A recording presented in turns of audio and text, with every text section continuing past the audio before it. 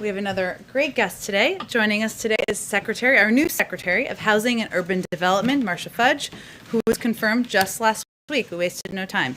As you all know, Secretary Fudge served as U.S. Representative for the 11th Congressional District of Ohio for more than 12 years. She's a former chair of the Congressional Black Caucus and earned a reputation of tackling the unique challenges of her district by working across political ideologies.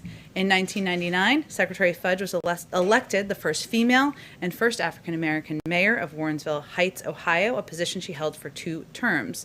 As mayor of Warrensville Heights, she adopted one of the first vacant and abandoned property ordinances in the state.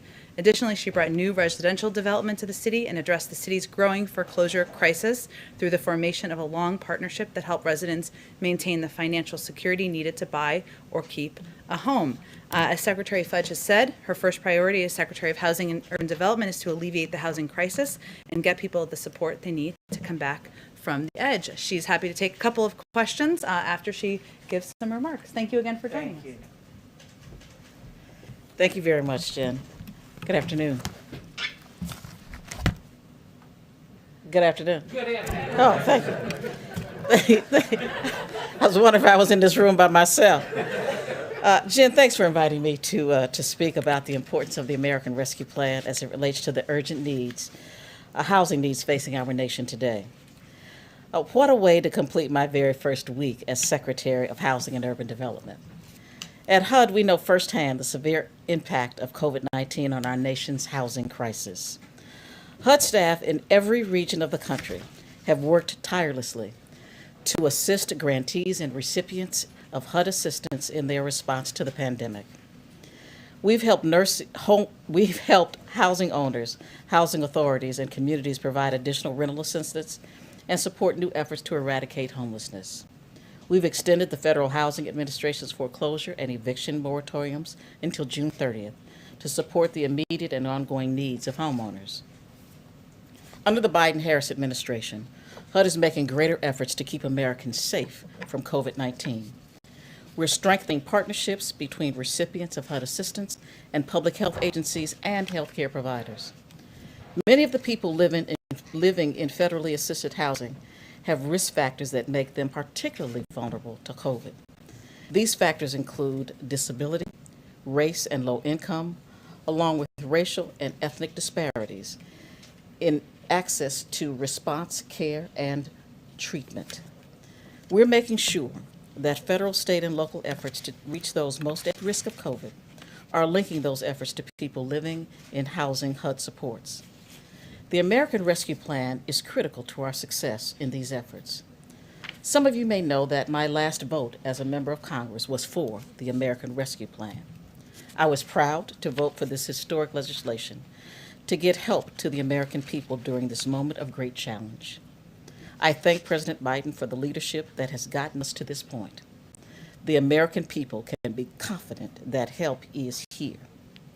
The President has described the American Rescue Plan as shots in arms and money in pockets. I would add, it relates to housing. The American Rescue Plan keeps people housed and brings people home. And with that, I would take any questions that Jen is going to allow me to take. So y'all make anytime. Jen is in charge. I'm just here. Go ahead. If I can, Secretary Fudge, thank you for being here. We appreciate your time today. The head of the National Housing Conference said that HUD's ranks have been gutted, morale has never been lower, and the challenges to HUD's constituents have never been higher. Just in simple terms, can you describe the state of your department as you take it over today? Well, I would say this to you, and I actually had the opportunity to talk to the President about it since I've been here. We are thousands of people short of where we ought to be. Our staff is outstanding.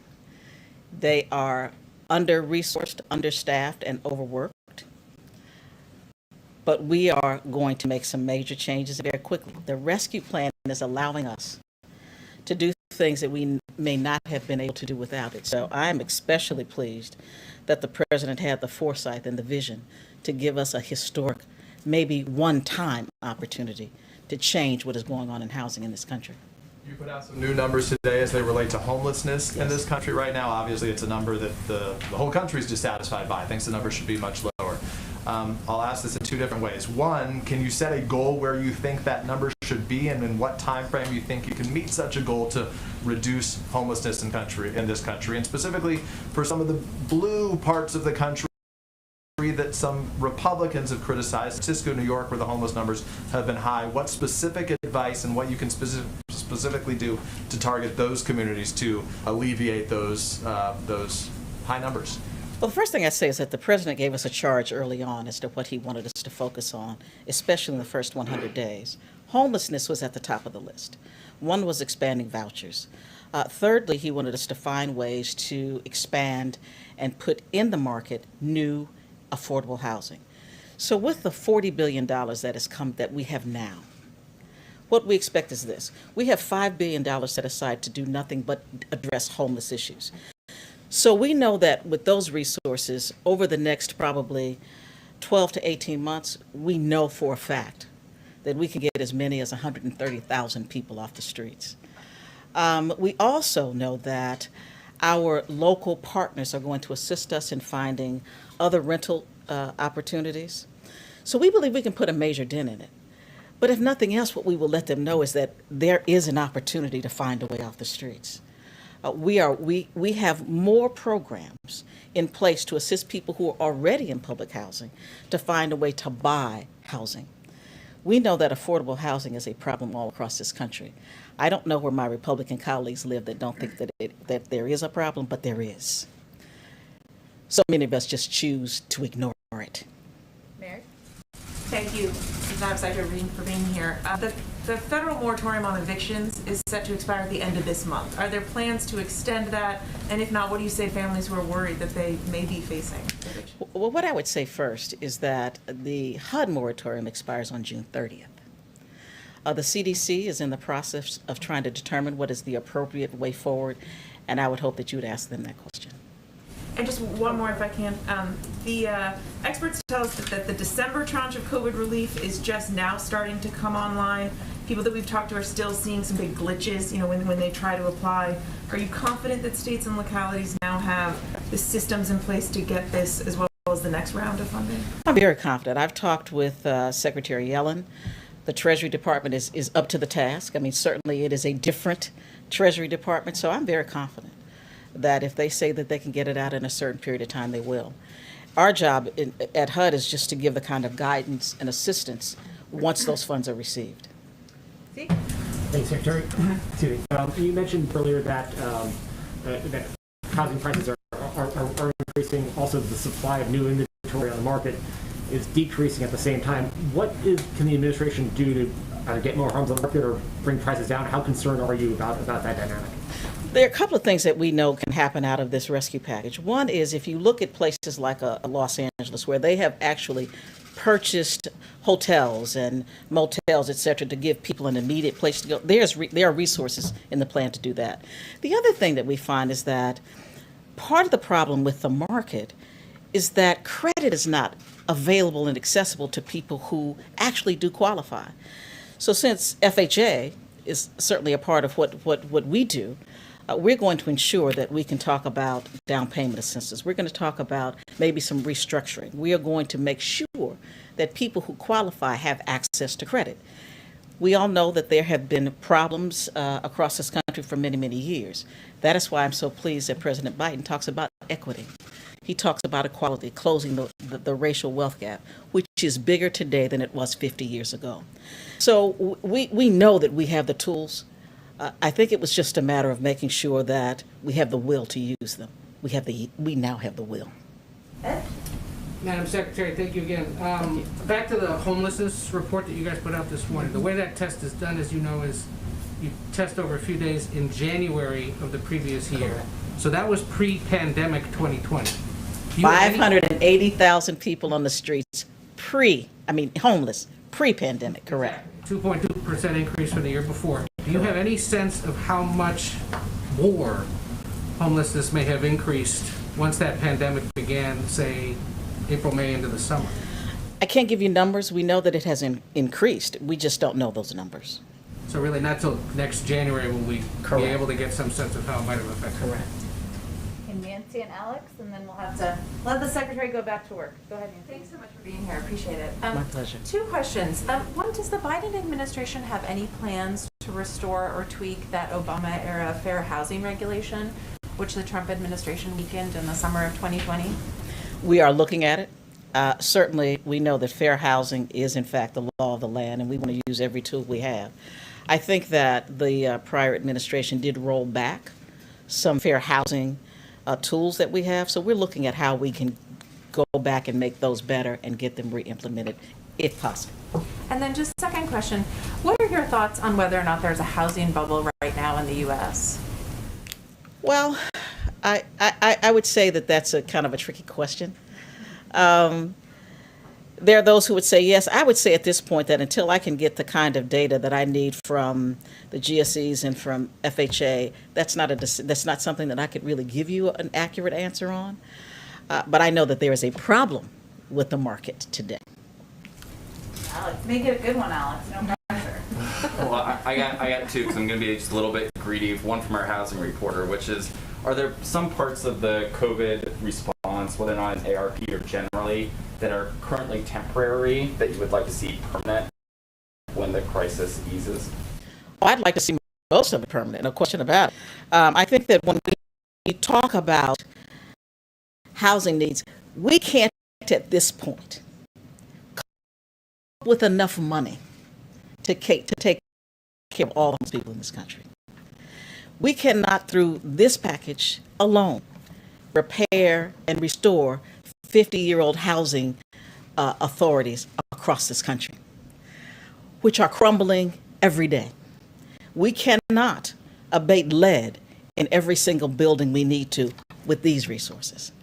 We need at least another $70 to $100 billion to do those things. So yes, I'd like to see a stream of resources available to do this, not just in this package, but ongoing. And the second question is, you may have seen that former Congressman Richmond weighed in on the primary to succeed him in his congressional seat. Who? Congressman Richmond. Yeah. Never heard of him. Oh. I was wondering if you want to take the opportunity to weigh in on your race and who you think should succeed you and what you're looking for. No. All right. How about the Senate race here today? Is there Democrats that should run? Oh, absolutely. I have two friends that are thinking about it. Tim Ryan, of course, is thinking about it. I understand Nan Welly is thinking about it. I mean, I think we're going to put a good person in that race, no matter who we choose. But they're both friends. I think we have a good shot at it. I know people have written off Ohio. I haven't written off Ohio. I believe we can win the Senate race. Thank you, Secretary Fudge. Looking forward to having you back. Thank you. Thank you, Madam Secretary.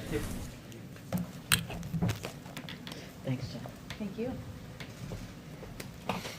Okay. Just have a couple.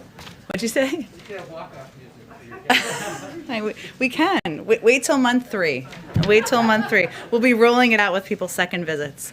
As we announced yesterday, I just wanted to give you a little bit more information on the schedule for next week. You may have seen confirmed that the president will be traveling to Columbus, Ohio on Tuesday.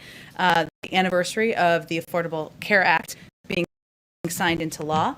The trip will be a part of our Help Is Here tour and will highlight how the American Rescue Plan will lower health care costs for many American families. And this is a component of the package that we've talked about, but we're still working to ensure the American people understand how they can benefit from this particular piece.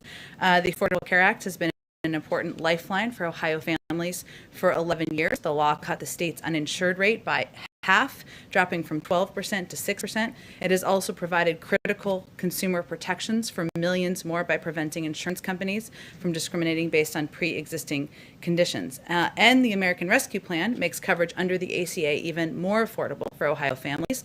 Over 90,000 currently uninsured Ohioans can get a better deal on health insurance because of the law and premiums for people who have coverage under the ACA. And the former Ohio governor was one of the first, if not the first, Republican governor in the country to expand Medicaid access during that period of time. And that is certainly something we continue to note around here. An update on the schedule is in the wake, well, a couple of updates, I should say, part on the schedule and part on steps we're taking as it relates to the horrific events in Atlanta earlier this week.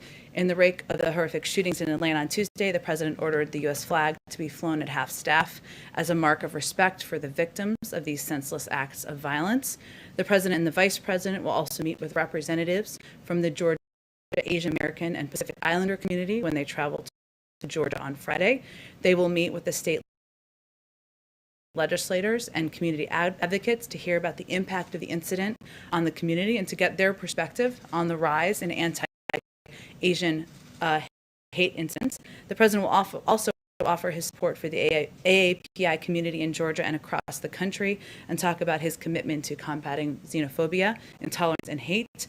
As many of you may know, and I think I've been asked about this in here previously, but Senator Mazie Hirono and Congresswoman Grace Meng have introduced legislation that calls for expanded DOJ review of COVID-19 related hate crimes, for guidance from DOJ to law enforcement for best practices in reporting hate crimes, and ensures that hate crimes information and reporting is more accessible to Asian American communities. The president applauds their leadership on this issue, including along with Chair Judy Chu's, and he strongly supports these crucial aims of this legislation. He issued a presidential memorandum his first week in office directing the Attorney General to support state and local agencies and AAPI communities to prevent hate crimes and expand data collection and public reporting. That is ongoing. The outreach and engagement from DOJ is already underway. There's also a role for HHS to play, which we expect can pick up more once Secretary Becerra, future Secretary Becerra, is sworn in. And as I noted yesterday, also from here, he's asked Cedric Richmond, who of course we've all heard of, and former congressman, and Susan Rice to lead an effort to engage with the community as well. Last piece, today the House will also be voting on the American Dream and Promise Act and the Farm Workforce Modernization Act. President Biden and this administration support passage of both pieces of legislation. These bills would provide a path to citizenship for Dreamers, individuals with temporary protected status, and farm workers. Both pieces of legislation passed the House last Congress with bipartisan support and have broad support from the American public. These bills, in his view and our view, are critical milestones for much-needed relief for the millions of individuals who call the United States home, and an acknowledgement that a path to citizenship for these essential workers is critically important to our economy and our nation's food and agricultural sectors. We also urge Congress to reform other aspects of our immigration system by passing President Biden's bill, the U.S. Citizenship Act, a bill that he proposed on his first day in office, which would establish a new system to responsibly manage and secure our border, bring long overdue visa reforms to keep families together and grow our economy, and address the root causes of migration from Central America. With that, Zeke, kick us off. Thank you, Jen. Just following up on a scooplet from our colleague Jeff over here. A scooplet. I don't know that Reuters calls it scooplets, but If you can confirm that the U.S. plans to loan 4 million AstraZeneca vaccines to Mexico and Canada, what's the timeline for when that transaction would take place, and why only 4 million of a stockpile that is several times that for a vaccine that is an all-time year? absolutely. So, as I've noted in here before, but worth noting again, our first priority remains vaccinating the U.S. population. The reality is the border knows no, the pandemic knows no borders, and ensuring our neighbors can contain the virus is a mission critical to ending the pandemic. We have 3 vaccines approved, as you well know, and of course, there's a rigorous review process by the FDA. There are other vaccines, of course, including AstraZeneca, that are going through the approval process now, and we have been taking action here to get ready to get those vaccines to the American people if they are approved. As we await FDA approval here in the U.S., many countries, as you know, have already requested, have already approved AstraZeneca and also have requested our doses from the United States. That includes Canada and Mexico, but is certainly not limited to Canada and Mexico. And balancing the need to let the approval process play out of the AstraZeneca vaccine as it's taking place in the U.S. with the importance of helping stop the spread in other countries. We are assessing how we can loan doses. It's not we are that is our aim. It's not fully finalized yet, but that is our aim and what we're working toward to Canada and Mexico. This is a complex process, and our team is working with the companies to move it forward. And I want to, on your question about the number of doses, there have been a range of reports about the number of doses. I can confirm that we have 7 million releasable doses available of AstraZeneca, and as noted in Jeff's scooplet, which I'm just going to keep calling it, 2.5 million of those we are working to finalize plans to lend those to Mexico, and 1.5 million to Canada. And what's the nature of that transaction? Would it just be for future AstraZeneca production, or would there be? Meaning what's in the loan? Yeah. It could be for future AstraZeneca doses or other doses, yes.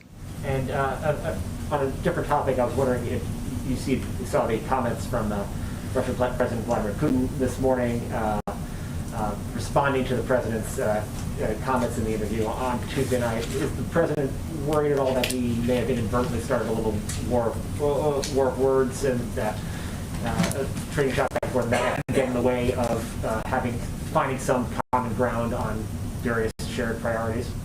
Well, President Biden and President Putin certainly have different perspectives on their respective countries and how to approach engagement in the world.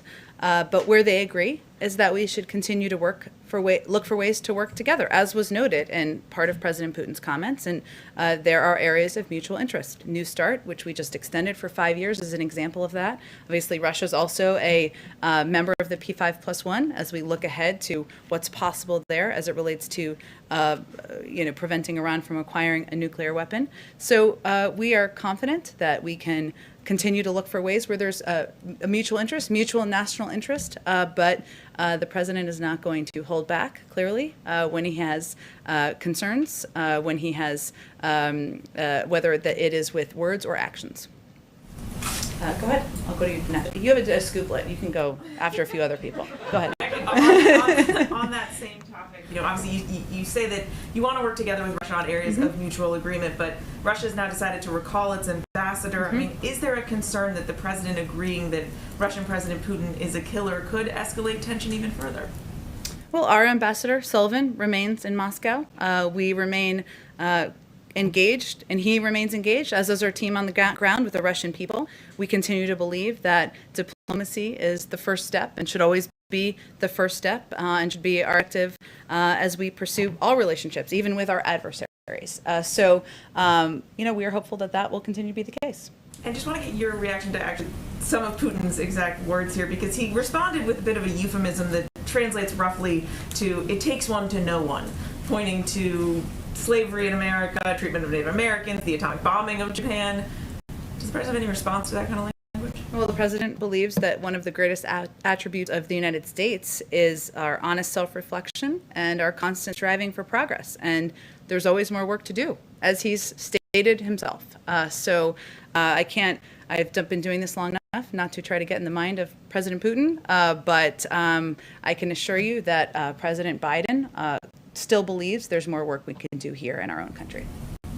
Go ahead. Just to follow up quickly, you're talking about self-reflection, does President Biden regret calling Vladimir Putin a killer?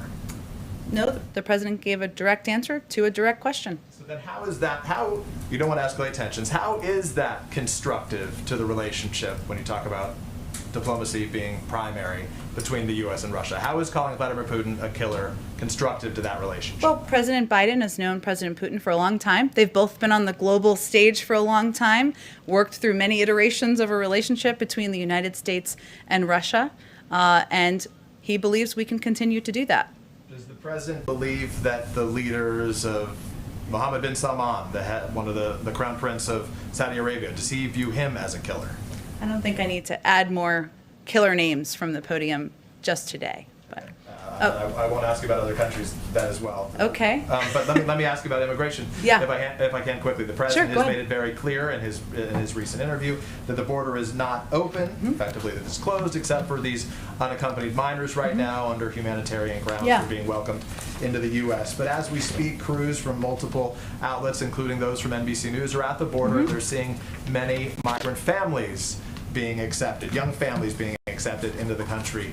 right now. So can you square those two when the message was that families and individuals were being sent home, but unaccompanied minors were being kept? Why young families are in fact being kept here in the U.S. And detained? Well, we've talked about this a little bit in here before, but we are still applying Section 42, which and with the exception is, of course, unaccompanied minors. There are limited scenarios, limited circumstances where we are very limited, I should say, where families are coming across, going through proper protocols at the border, being tested, and then having their cases adjudicated. Part of this is that, part of the reasoning is that, of course, we've closed Matamoros, and there has been some less participation in keeping some of these families in Mexico than in the past. In many of these policies we have supported, but the vast majority of people, vast majority who come to the border are turned away. The border is not open. These are very limited scenarios. Sorry, I just swallowed some mask here. It's okay. We've all been there. How limited is very limited? How many are being allowed in as it relates to families? And specifically, if the message that the president was sending this week is that the border is not open, what is the message to those families, given some are being allowed in right now? The message continues to be, I'd be happy to provide you the numbers. I think CBP has the most up-to-date numbers, so I'd point you to them, and they provide those regularly. We'd certainly support that. I don't have them in front of me right now. I would say the message continues to be, now is not the time to come. The vast majority of families, of individuals, are sent back, are not welcomed across the border, and that's a message we will continue to convey clearly. And just to follow up, you talked about how the president saw those photos in one of the recent briefings as it relates to these shelters, detention centers, decompression centers. I'm not sure what specific photos he saw. We asked yesterday, we'll ask again today, can you provide those? Will you provide those to the American public to see what it looks like there right now? Well, first let me say that the White House and we all in the administration support finding a way to grant access to the media, to the HHS and OR facilities or the shelters where these children are staying for a temporary period of time before they are placed with family members or with sponsored homes. The Office of Refugee Resettlement has not been hosting, as you've noted, media tours of unaccompanied children facilities currently due to the COVID-19 pandemic, but we remain committed to transparency and we're considering potential options, and we hope to have an update on that soon. So even if we didn't get a tour, can you provide us the photos that the president was provided? There was a private briefing, an internal briefing from several weeks ago. We typically don't provide those materials publicly, but we do want you to be able to, or a pool of media, to be able to have your own visuals and get your own footage of these facilities. Thanks, Jim. Go ahead. A few things. Back to Russia for a second. Yeah. There was the SolarWinds hack. There was the reported bounties on the heads of U.S. Yes. troops. The president said in this interview, something on that is coming. What is the holdup?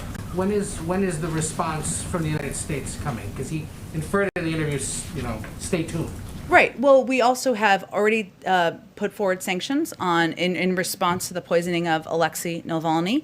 There's already been a release of a report about their engagement in the 2020 election, and we will have responses to each of these malign actions that we have expressed concern about, and the president has offered a review of. Weeks, not months, remains still the policy. There's, of course, internal policy decision-making about to assess and take a look at the review, but also to make decisions about policy engagements. Some of the responses may be seen, some may be unseen, and of course the president reserves the right to respond in a manner and time of his choosing, as any president would. But he did make clear that the Russian government will pay a price. On these vaccines going to Mexico, this comes, of course, as the United States is talking to Mexico about this border situation. Were there any strings attached regarding the situation on the border with this decision to give AstraZeneca doses to Mexico? There are several diplomatic conversations, parallel conversations, many layers of conversations with every country, Mexico, Canada, Europe, Asia, around the world, and certainly being part of contributing to preventing the spread of a global pandemic is part of one of our diplomatic objectives. Another one of our diplomatic objectives is working to address the challenges at the border. So it shouldn't be a surprise that those conversations are both ongoing and happening. If I'm hearing you, the vaccine was given, were there expectations set with the Mexicans that they help deal with the situation on the border? there have been expectations set outside of unrelated to any vaccine doses or requests for them, that they would be partners in dealing with the crisis on the border. And there have been requests unrelated that they for doses of these vaccines. Every relationship has multiple layers of conversations that are happening at the same time. Shouldn't rule out, or the United States isn't ruling out, using our vaccine stockpile in terms. I'm actually trying to convey that with every country, there's rarely just one issue you're discussing with any country at one time, right? Certainly that's not the case with Mexico. It's not the case with any country around the world. And so I wouldn't read into it more than our ability to lend vaccine doses of a vaccine that we have some available supply on to a neighboring country where there is a lot of traffic that goes back and forth between the countries. Two other quick ones, one related to the Atlanta shooting. You've been asked this before, but in February of last year, then candidate Biden said that on his first day of office, he'd send a bill to Congress repealing the liability protection for gun manufacturers and closing the background check loophole. I know you've been asked about this. There's an attorney general in place now. When, if any, when might we hear more about the administration's plans regarding gun violence?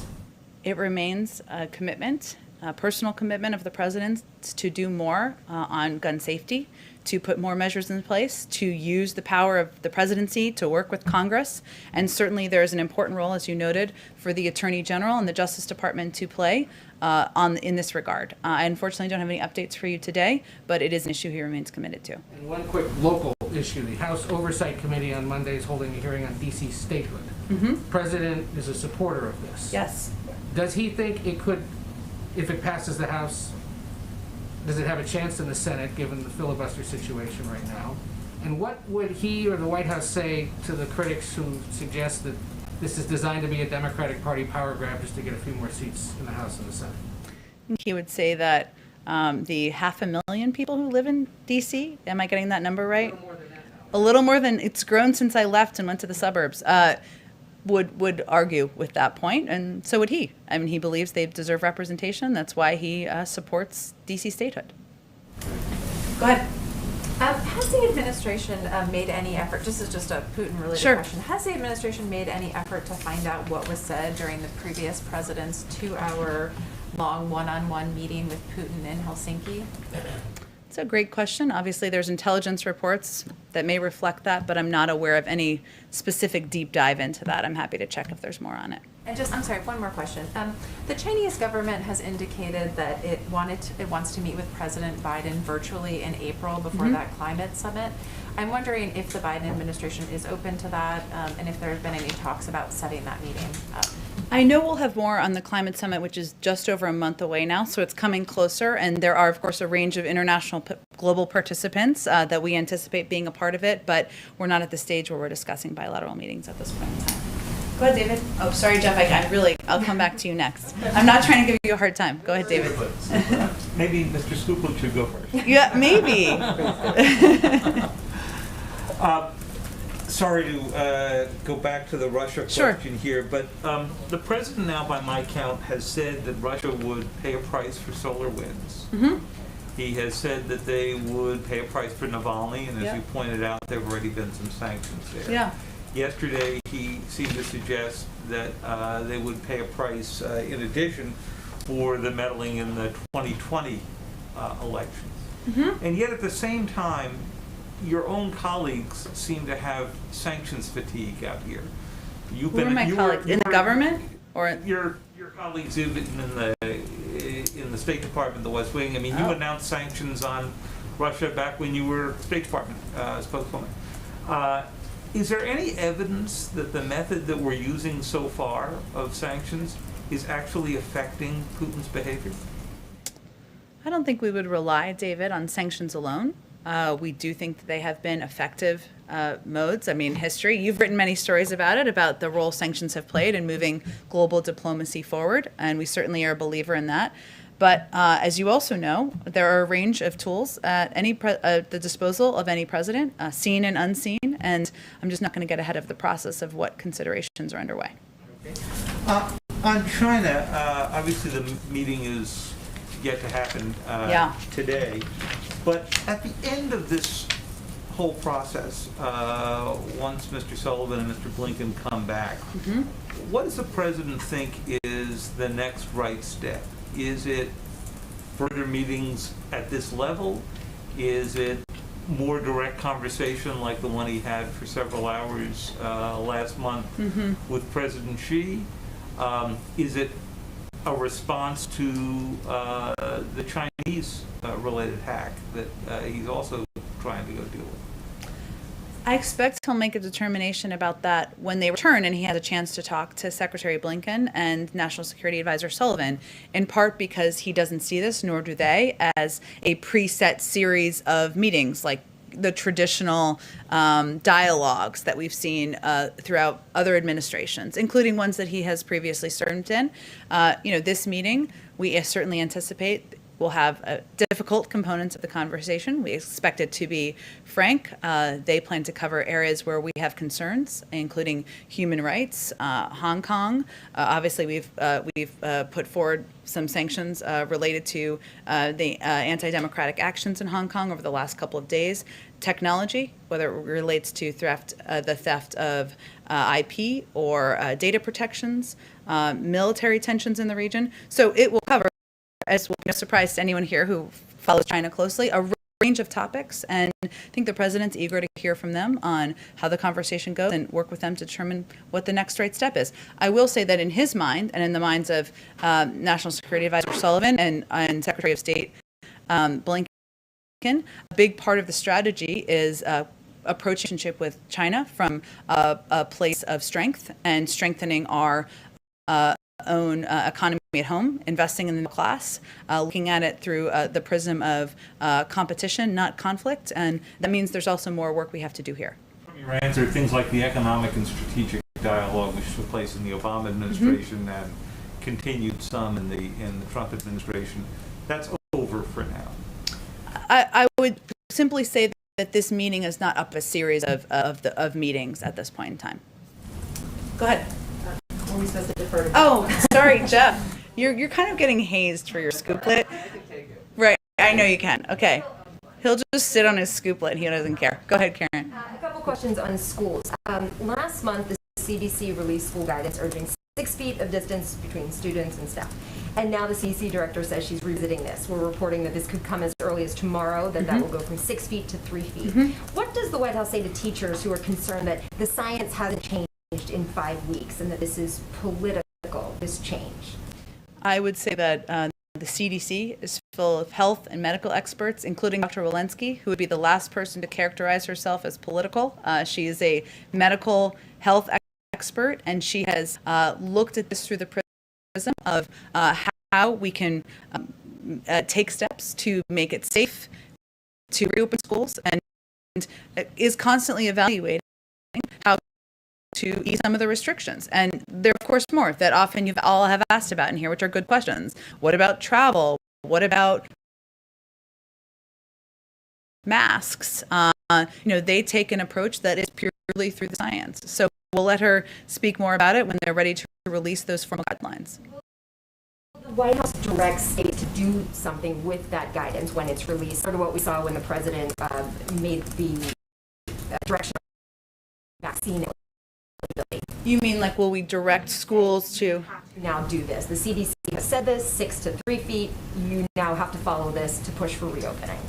Well, social distancing is one of the mitigation measures, right, in the CDC guidance. And I don't know, I have not seen the CDC guidance, so I don't know how it will be characterized in there. But I would certainly say we'd have Secretary Cardona, who was just here yesterday, work with schools and school districts to implement. And social distancing is one of the steps, masking, testing, vaccinations, and see how it can help reopen schools more quickly. And you want to see this, kind of overnight, go from 6 to 3 feet in the schools that are open right now and possibly increase the number of students that can be in the classroom before the end of the year? I don't have a timeline for it. I don't anticipate we'd ask any school to do something immediately overnight, but it will just be additional guidance, which a lot of schools are looking for from health and medical experts on how to safely reopen schools and ensure that the parents in the community, the teachers in the community, the students feel safe going to school. And this just, as they're considering options, this is one of the options one of the mitigation steps a school can take. Go ahead. Two quick questions to continue with the scooplet theme. Okay. There was a report just about an hour ago that the president intends to nominate Bill Nelson as NASA chief. Can you confirm that? I have seen those reports. I don't have any personnel announcements to make today. Seems like a cool job, though, that I'm not currently on the path to, but it's fine. You're not auditioning right now? I am certainly not. I don't have any personnel announcements to make. Certainly seeing the reports. As we have any updates, we'll provide them. And the second question, the president said yesterday that he intends to try to raise taxes on anyone that was making over $400,000 a year. Does he think that's does he intend to wait until the economy is out of the pandemic recession, or does he feel confident that that by making it only on higher earners that it will not affect the broader economy?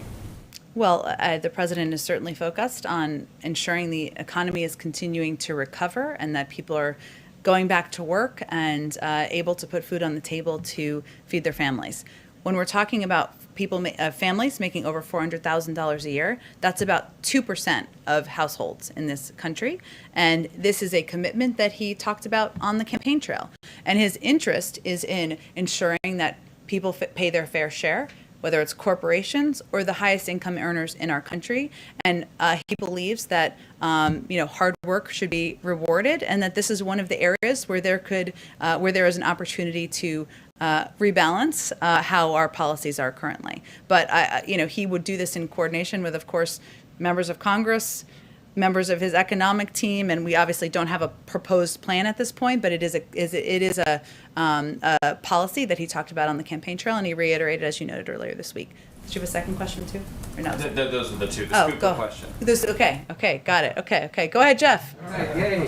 The man of the hour. On AstraZeneca, you mentioned that the U.S. has 7 million doses, releasable doses, and the company itself has said it expects to have up to 30 million in April. Given that, will the U.S. consider sharing more of these doses with the other countries that are asking, now that you've confirmed that you're doing the same for Mexico and Canada? We don't have anything to preview, but we all, have a number of requests from a range of countries around the world, and certainly will continue those conversations. Okay, but no commitment at this point to share specifically the AstraZeneca vaccine with others? Well, I will say, broadly speaking, we also anticipate having additional doses of Moderna, of Pfizer, of a range of vaccines, even as we focus on vaccinating, ensuring every adult American has access to the vaccine. It's just a matter of timeline. So I just don't have an update or a preview on that, but certainly we'll have those conversations, and we are open to receiving those requests and obviously making considerations. All right, and just on one other issue, your new U.S. trade representative will be ceremonially sworn in later today. 97-0. That's I think was her vote. Big number. It's pretty solid. How soon will she start leading trade talks with the UK? I don't have anything to preview. Obviously, that's driven by the policies and the agenda of the president and the overall economic team. I'm sure we will be integrating her into all of the policy discussions as soon as she's sworn in. Let me just get to the folks in the back. Go ahead. Thank you, ma'am. A couple quick questions. When you were talking a moment ago about diplomatic negotiations between the United States and Mexico, you said crisis on the border. Was that a challenges on the border? Okay, but so that doesn't reflect any change in the administration's view of things. Nope. Okay. Well, another quick question then. On Monday, the president said it's important to get the vaccine, and then quote, even after that, until everyone is in fact vaccinated, to wear this mask, unquote. Was he speaking generally, or does he believe that we should all be wearing masks until everyone is in fact vaccinated? Well, I think what he's reflecting is the guidance from our health experts that even if you're vaccinated, I am vaccinated, I still wear a mask because there hasn't been conclusive studies yet on the transferability of the pandemic or of COVID from those who have been vaccinated. It continues to be the advice of health and medical experts to continue to wear masks. Right, but every American, is that the standard until every American has been vaccinated, or was he speaking generally? I think he's speaking generally about the need to still observe measures like social distancing and wearing of masks so that even when you're vaccinated, you're keeping your neighbors, your friends, your family members safe. And then back in January, you noted that the administration was reviewing how unmarried couples were handled under travel restrictions. Have there been any developments on those restrictions? I know that there's a lot on the administration's plate, but in how unmarried binational couples are treated? I don't have any update for you. The review is ongoing. Can I have one more question? Sure. Thank you. You're very generous. The Equality Act, as it's currently written, would eliminate the Religious Freedom Restoration Act as a defense for religious organizations against discrimination claims. Given that President Biden voted in favor of RFRA, does he... Speaking briefly after the talks conclude, but I don't have anything to preview for you in terms of a joint statement. Okay, another question is, according to Japanese media, Japanese Prime Minister Suga will meet President Biden on April 9th. Can you confirm that? I know there have been reports about a future meeting, and the president's certainly looking forward to meeting with the Prime Minister of Japan. I don't believe a final confirmation has been made here of what that meeting will look like and what the format would be. Okay, and one Asian American question. Okay. On the unfortunate Atlanta shooting, we already see the half-staff outside. Yesterday, you blamed the prior administration about this, which some people agree. But as what Axios reports, quote, the United States rivalry with China had already created unease about Chinese Americans and Asian Americans, unquote.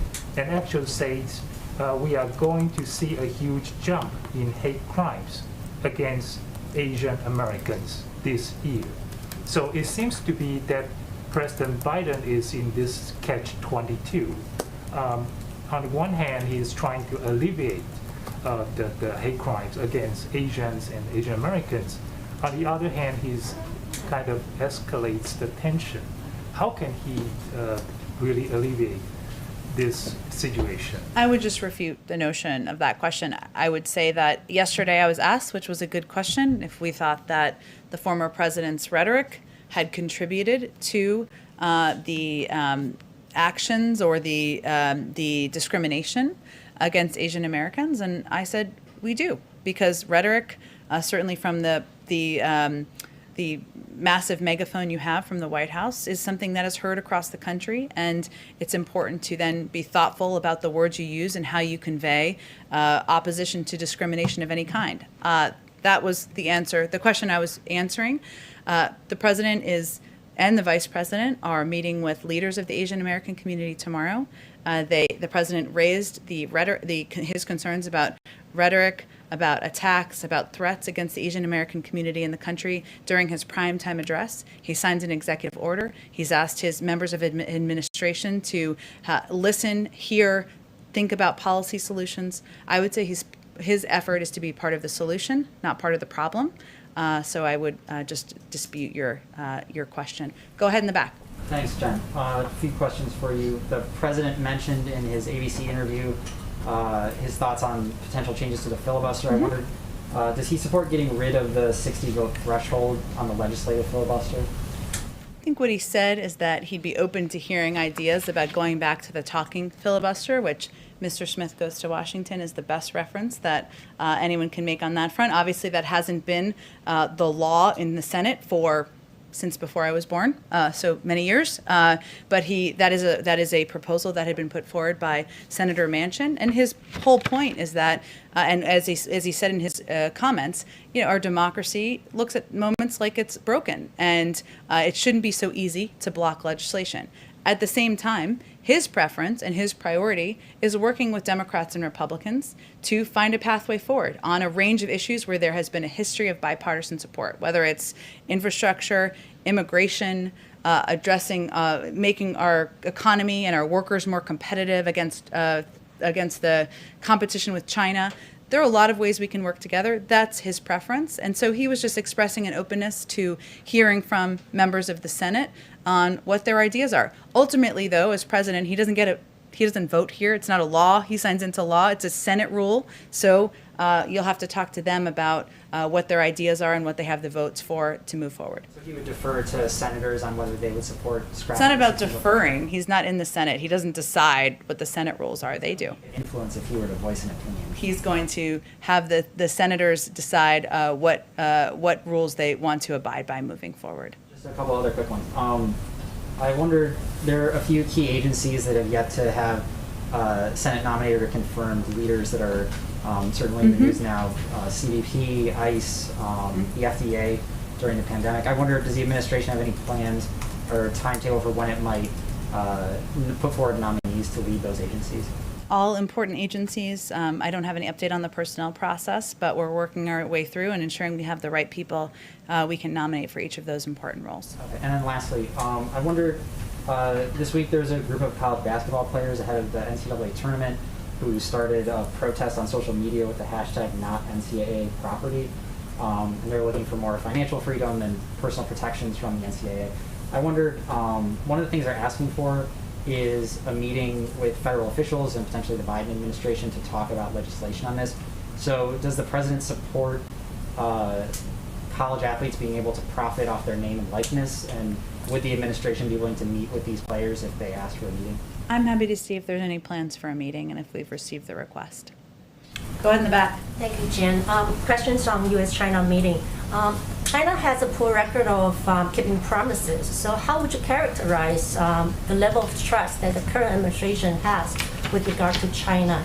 And also for the bilateral meeting between President Biden and President Xi, what are the conditions that has to happen? What are the conditions for the meeting to happen? Thank you. I don't think I'm here to set conditions today. We haven't even announced the specific details about the climate summit that's happening in April, which I think was what the bilateral question was around. And we certainly haven't made a final decision about any bilateral meetings around that meeting. As we do, I'm sure we can discuss it further.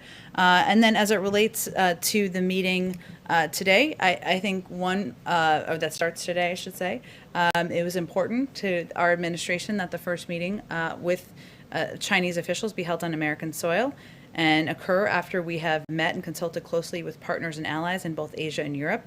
This is an opportunity to address a wide variety of issues, including ones where we have deep disagreements. And so our focus is on having a frank discussion, raising issues where we have concerns, and of course looking for ways and places where we can work together.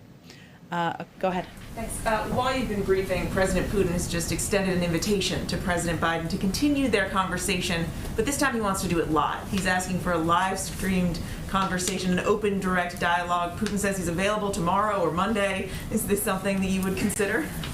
I'll have to get back to you if that is something we are entertaining. I would say that the president already had a conversation already with President Putin, even if as there are more world leaders that he has not yet engaged with. And we engage with Russian leaders, members of the government at all levels, but I don't have anything to report to you in terms of a future meeting. The president will, of course, be in Georgia tomorrow and quite busy. Go ahead. One very quick final question. On the wall, on day one in office, I think it was, the president signed a proclamation that was effectively putting a pause or halting wall construction. At the time, I think he directed federal agencies to formulate a plan within 60 days, depending who's counting. We're on 58, 59, or we have almost. 2 more days. Do we have? Okay, some said 59. I thought it was 1, but we'll go with 2 more days. To redirect border wall funds and, quote, resume, modify, or terminate segments of the structure that remain under construction. Have those federal agencies provided you with their conclusions? Have you come to a conclusion? What is the status of that with that remaining 1 or 2 days left? I will check and see if there's an update. We are, of course, there is funding that was appropriated previously that is still moving forward. Money that has not been appropriated, as you noted, we've kind of pulled back on, but I will check and see. We have 2 more days, which is a lifetime in this place, and see if we have an update for you on the status. Thank you. Thank you. Thank you, everyone.